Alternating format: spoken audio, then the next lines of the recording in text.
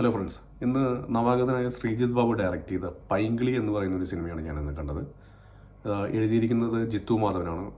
രോമാഞ്ചം, ആവേശം തുടങ്ങിയ ഹിറ്റ് സിനിമകളുടെ ഡയറക്ടറായ ജിത്തു മാധവനാണ് ഇതിൻ്റെ റൈറ്റർ. പിന്നെ പ്രൊഡ്യൂസ് ചെയ്തിരിക്കുന്നത് ജിത്തു മാധവനും ഫഹദ് ഫാസിലും കൂടി ചേർന്നിട്ടാണ്. അപ്പോൾ ഇങ്ങനെയുള്ള ഈ ബിഗ് നെയിംസ് ഒക്കെ ആയിരുന്നു എനിക്ക് പെട്ടെന്ന് ഈ സിനിമ കാണാനുള്ള ആദ്യത്തെ ഒരു ഇൻട്രസ്റ്റ് തോന്നിയത്. പിന്നെ ഓഫ് കോഴ്സ് ഇതിൻ്റെ ട്രailer നല്ല രസമുള്ള ട്രailer-ആയിരുന്നു. ഇതിൻ്റെ ജസ്റ്റിൻ വർഗീസാണ് അതിൻ്റെ മ്യൂസിക് ചെയ്തിരിക്കുന്നത്. പിന്നെ പുറത്തു വന്ന സോങ്സ് എല്ലാം നല്ല അടിപൊളി സോങ് ഒക്കെ ആയിരുന്നു. ഒരു ഇച്ചിരി എക്സ്പെക്റ്റേഷനോടെയാണ് ഈ സിനിമ ഞാൻ കണ്ടു തുടങ്ങിയത്. ഈ സിനിമയിലെ മെയിൻ ക്യാരക്ടേഴ്സ് ചെയ്തിരിക്കുന്നത് സജിൻ ഗോപു. നിങ്ങൾക്കറിയാം, പുള്ളിനെ നമ്മൾ ഫസ്റ്റ് ശ്രദ്ധിക്കുന്നത് ചുരുളിയിലെ ജീപ്പ് ഡ്രൈവറിൻ്റെ ഒരു ചെറിയ പോർഷനാണ്. പിന്നെ അതിനുശേഷം പുള്ളി ജാനേമനിൽ നല്ലൊരു റോൾ ചെയ്തിരുന്നു. പിന്നെ ആവേശം എന്ന് പറഞ്ഞ സിനിമയിൽ അമ്പാൻ എന്ന് പറഞ്ഞ റോൾ ചെയ്തത് വളരെ അടിപൊളിയായിട്ട് ചെയ്തിട്ടുണ്ട്. എനിക്കൊന്ന് മലയാള സിനിമയിൽ ഇപ്പോൾ അത്യാവശ്യം നല്ല രീതിയിൽ നാച്ചുറലായിട്ട് ആക്ട് ചെയ്യുന്നൊരു ആക്ടറാണ് സജിൻ ഗോപു. പിന്നെ ചന്തു സലീം കുമാറുണ്ട്, സലീം കുമാറിൻ്റെ മകനാണ്. പിന്നെ ആവേശം സിനിമയിൽ തന്നെ അപ്പയനായിട്ടുള്ള റോഷൻ ഷാനവാസ് ഉണ്ട്. പിന്നെ ഫീമെയിൽ ലീഡ് ചെയ്തിരിക്കുന്നത് അനശ്വര രാജൻ, ജിസ്മ വിവേലുണ്ട്. അത്യാവശ്യം നല്ലൊരു കാസ്റ്റായിരുന്നു ഈ സിനിമയുടെ. ഈ സിനിമയുടെ ഒരു സ്റ്റോറി ലൈൻ എന്താണെന്ന് വെച്ച് കഴിഞ്ഞാൽ, സജിൻ ഗോപു ചെയ്യുന്ന ക്യാരക്ടർ പുള്ളി ഒരു ചെറിയൊരു പ്രിന്റിംഗ് ഷോപ്പ് നടത്തുന്ന ഒരു മിഡിൽ ക്ലാസ് പയ്യനാണ്. 2 ഫ്രണ്ട്സാണ് ബാക്കിയുള്ളത്, ചന്തു സലീം കുമാറും റോഷൻ ഷാനവാസും. അവർ ചെറിയ കാര്യത്തിനായിട്ട് കോയമ്പത്തൂർ പോകുന്നു. അവിടെ കുറച്ച് അൺഎക്സ്പെക്റ്റഡ് ആയിട്ടുള്ള ഇവൻറ്റ്സ് നടക്കുന്നു. അതങ്ങനെ ഒരു റൂട്ടിൽ പോകുന്നു.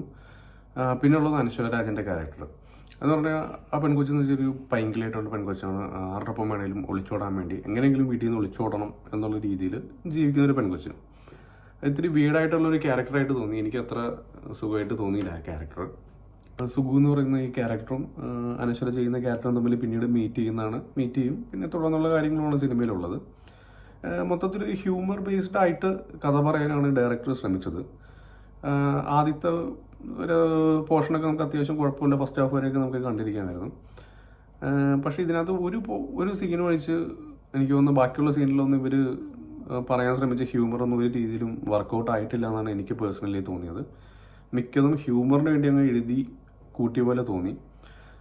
അത്യാവശ്യം നല്ലൊരു സ്റ്റാർ കാസ്റ്റും പിന്നെ പറഞ്ഞില്ല, ഇതിനകത്ത് ആക്ടേഴ്സ് എല്ലാം അടിപൊളിയായിട്ട് അഭിനയിച്ചിട്ടുണ്ട്. സജിൻ ഗോപു എക്സെപ്ഷണലായിട്ട് ചെയ്തിട്ടുണ്ട്. അനശ്വര രാജൻ അതിന് മാച്ച് ചെയ്യുന്ന രീതിയിൽ തന്നെ അടിപൊളിയായിട്ട് ചെയ്തിട്ടുണ്ട്. പിന്നെ റോഷൻ ഷാനവാസ് ആണല്ലോ നല്ല നാച്ചുറലായിട്ട് ചെയ്തിട്ടുണ്ട്. ആക്ടിങ് പോർഷനൊക്കെ ഇവരെല്ലാം അടിപൊളിയായിട്ട് ചെയ്യുന്നുണ്ട്. പക്ഷേ ബേസിക്കലി അതിൻ്റെ ഒരു കഥ പറഞ്ഞൊരു രീതിയും ഹ്യൂമേഴ്സൊന്നും വർക്കാവാത്ത കാരണം ഒരു രസം ഉണ്ടായില്ല. സെക്കൻഡ് ഹാഫൊക്കെ എങ്ങനെയെങ്കിലും ചുമ്മാ വെറുതെ കണ്ടിരിക്കാമെന്നൊരു സെറ്റപ്പായിരുന്നു. പിന്നെ ഈ സലീം കുമാറൊക്കെ ഈ അടുത്ത് ഇൻ്റർവ്യൂവിലൊക്കെ പറഞ്ഞു, ഇപ്പോൾ ഈ ഹ്യൂമർ പറഞ്ഞ് ഫലിപ്പിക്കാൻ അല്ലെങ്കിൽ സിനിമയിൽ എടുത്ത് ഫലിപ്പിക്കാൻ കുറച്ച് ബുദ്ധിമുട്ടുണ്ടെന്ന് തന്നെയാണ് നമുക്ക് തോന്നുന്നത് ഈ സിനിമയൊക്കെ കാണുമ്പോൾ. നല്ലോണം അവർ ട്രൈ ചെയ്തിട്ടുണ്ട് ഹ്യൂമർ വർക്ക് ചെയ്യാൻ, പക്ഷെ ഒന്നും നമുക്കങ്ങനെ കണക്റ്റ് ആവുന്നില്ല എന്നുള്ളതാണ് ഇതിൻ്റെ പ്രധാനമായിട്ടുള്ള പ്രശ്നം.